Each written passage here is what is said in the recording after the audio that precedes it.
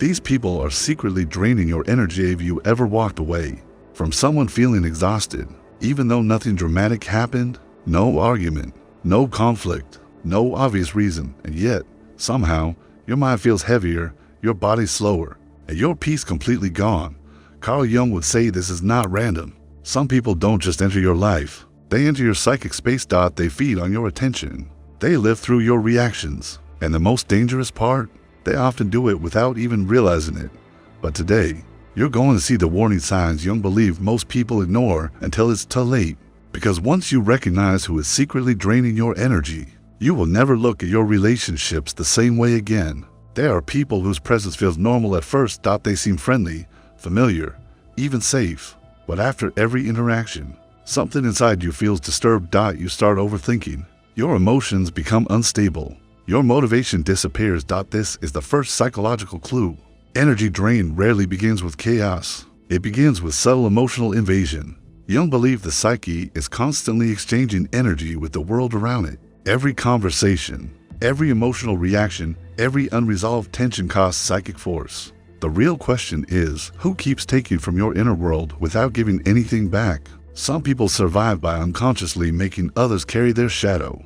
Their fear becomes your anxiety. Their confusion becomes your mental fog. Their emptiness becomes your emotional responsibility. And because you are empathic, aware, and emotionally responsive, you become the perfect host. That's why certain people leave you feeling strangely disconnected from yourself. Not because they attacked you directly, but because they slowly trained you to abandon your own center. Jung warned that what remains unconscious controls us. And one of the most unconscious dynamics in human relationships is energetic dependency. These people need constant reassurance, constant validation, constant emotional rescue. They only appear when they are overwhelmed. They only call when their world is collapsing. They only seek you when they need your stability. And because you are used to being the strong one, the wise one, the calm one, you keep giving until one day you realize you are carrying lives that were never yours to carry. This is where the danger deepens, because energy vampires are not always toxic in obvious ways. Sometimes they are the victim. Sometimes they are the one who always needs help. Sometimes they are the person who constantly talks about their pain but never changes anything. They keep you trapped in a cycle of emotional labor. You listen, you soothe, you advise, you absorb, but nothing changes. Why? Because some people are not looking for healing. They are looking for a container, a place to dump the parts of themselves they refuse to confront. Jung called this projection, the psychological act of placing one's darkness, wounds, and denied emotions onto another person. And if you are not conscious, you start living with emotions that were never yours. This is why you suddenly feel drained after certain conversations. You are not tired from talking. You are tired from carrying projections. The most dangerous people are not always loud. Sometimes they are quiet, wounded, and deeply dependent on your emotional presence. They create guilt when you pull away. They make you feel selfish for protecting your peace. And this is exactly how psychic exhaustion becomes a lifestyle. Little by little, your boundaries collapse. You answer messages even when you are tired. You engage even when you need silence. You stay available even when your soul is begging for distance. And this is where Jung's warning becomes deeply personal. The more disconnected you are from your own shadow, the easier it is for others to feed on your unconscious patterns. If your wound is the need to be needed, you will attract those who endlessly need. If your wound is fear of rejection, you will tolerate people who consume your spirit. If your wound is guilt, you will confuse self-sacrifice with love. The people draining your energy are often mirrors of the parts of you that still need healing. That is the hard truth. Sometimes the problem is not only them. It is the unconscious agreement you made to keep abandoning yourself. And in the next part, we will go deeper into the most disturbing dungeon truth of all: why your kindness can become the very thing that destroys your inner peace. Why your kindness is becoming self-betrayal. Most dangerous energy drainers are not always the obvious manipulators. Sometimes they are the people you love the most. The friend who always comes to you in crisis. The partner who unloads their chaos into your mind. The family member who turns every conversation into emotional weight. And because you care, you stay. Because you are kind, you listen. because you are afraid of hurting them. You keep sacrificing your own peace. But here is Jung's darker warning, unconscious. Kindness often becomes self-betrayal, not because kindness is wrong, but because many people use kindness as a disguise for their fear of rejection, fear of conflict, fear of abandonment. So what looks like compassion is often an unconscious strategy to remain accepted. This is why some people become addicted to being emotionally useful. They don't know how to receive love unless they are solving, fixing, rescuing, or carrying someone, and that pattern becomes dangerous because the world quickly learns your weakness. The moment people sense that guilt controls you, they know exactly how to keep access to your energy. A sigh, a sad story, a disappointed tone, that's all it takes, and suddenly, you are giving again. Jung believed that until we make the unconscious conscious, it will direct our lives, and we will call it fate. This is what happens in draining relationships. You think you always attract the wrong people, but what you are really attracting are people who fit the shape of your unhealed wounds. Your need to save, your fear of saying no, your inability to tolerate someone else's discomfort. That is why your peace keeps disappearing. Not because you are weak, but because your shadow still contains the belief that love must be earned through sacrifice. This is where psychic exhaustion turns into identity. You become the reliable one, the emotionally available one, the one who understands everyone, the one who can never be too tired, too distant, too unavailable, and slowly, this role starts consuming your real self. Jung called this the persona, the mask you wear to survive socially. The version of you that exists to be approved, needed, and valued. But the longer you live inside that mask, the more disconnected you become from your authentic center. And here is the brutal truth. Many people don't love your essence. They love your function. They love what you provide.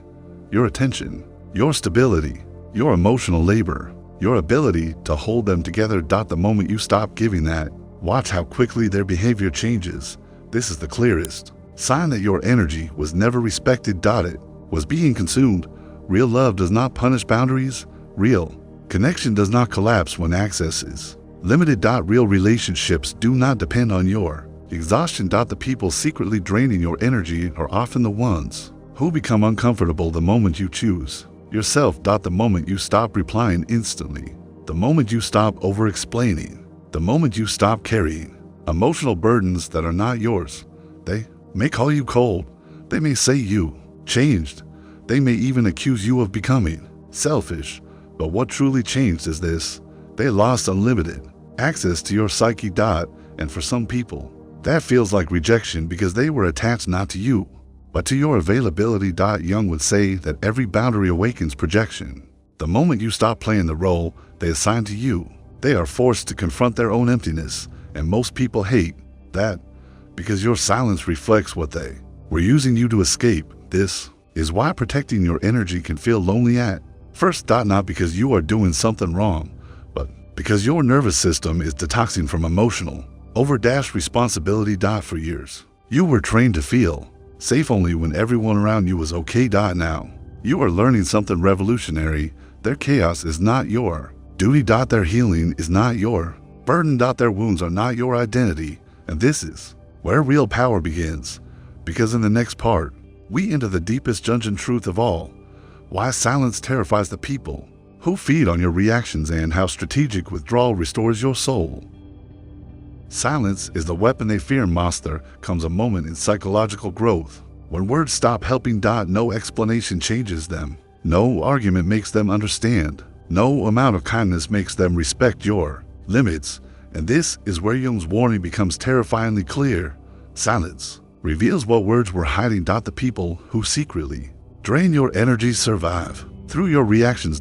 Your anger feeds them. Your guilt feeds them. Your need to explain yourself feeds them. Even your attempts to fix the misunderstanding keep the cycle alive. Because as long as you react, they still have access to your inner world. And access is power. This is why silence feels so threatening to emotionally dependent people. The moment you stop defending yourself, they lose control of the narrative. The moment you stop explaining your distance, they are forced to sit with their own interpretation. The moment you withdraw your emotional availability, they are left alone with themselves. And for many people, that is unbearable.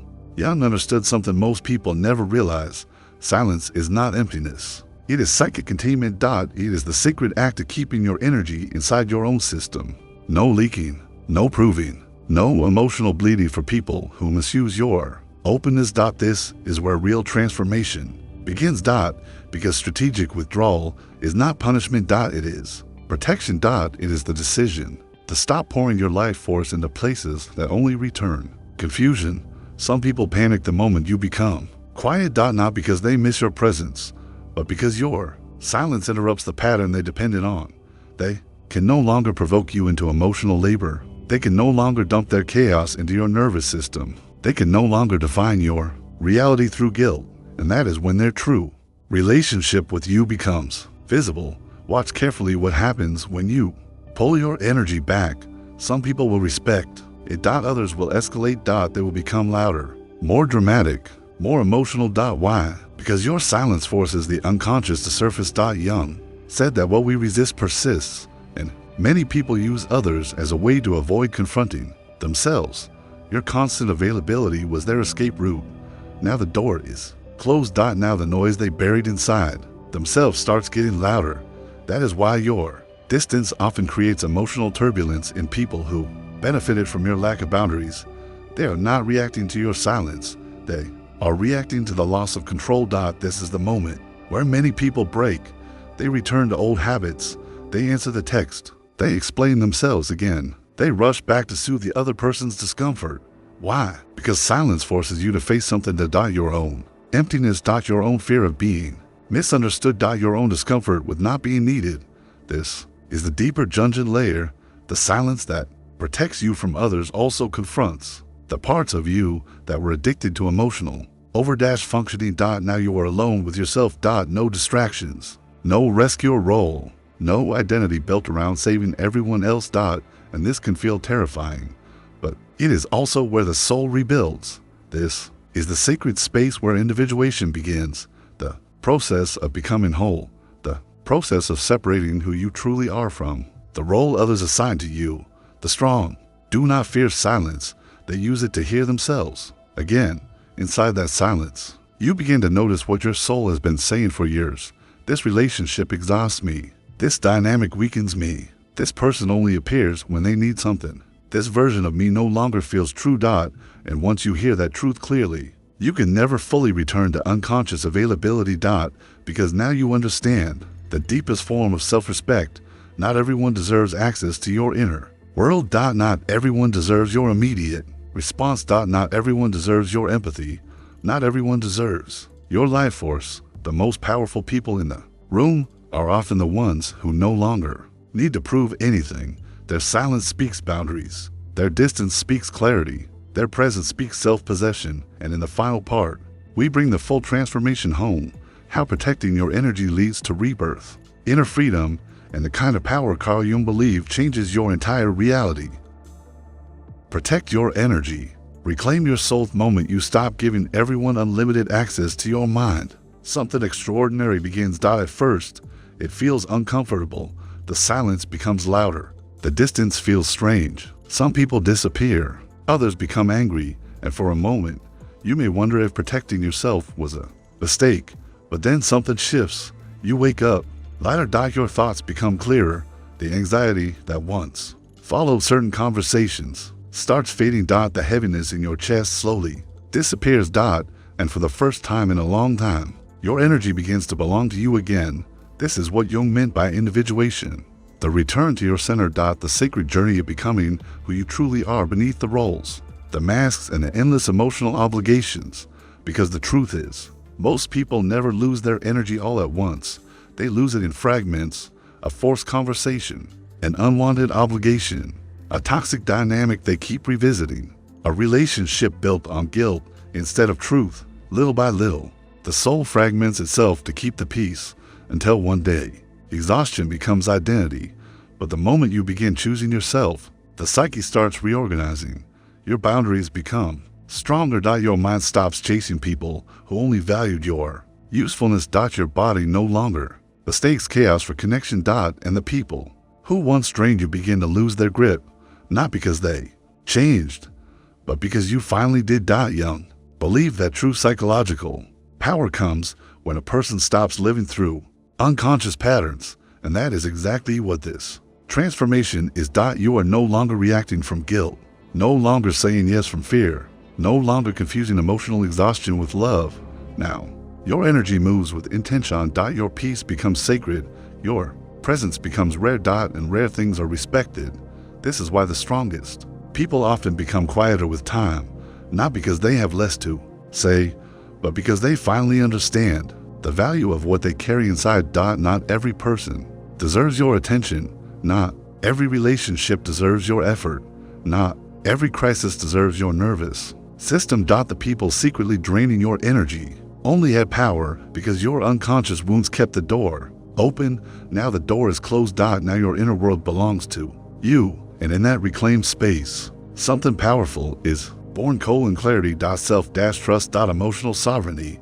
The kind of peace that no longer depends on being understood. This is the rebirth Jung spoke of, the death of the false self, the collapse of the persona built around rescuing, pleasing, and overextending. And the emergence of something real, a self that chooses peace over performance, truth over approval, wholeness over attachment. So ask yourself honestly, who in your life only thrives when you are emotionally available beyond your limits? Who becomes uncomfortable the moment you protect your peace? Who only feels close to you when you are carrying their emotional weight? Those are the people Jung warned about. And maybe this video found you for a reason. Maybe this is the moment your soul is finally ready to stop leaking energy into places that were never meant to hold it. If this message spoke to you, write in the comments, "I protect my peace." That simple sentence may be the first boundary your soul has been waiting for. And remember, the people who fear your boundaries were often the ones benefiting from your lack of them. Choose yourself, protect your mind, guard your energy. And your entire reality will begin to change.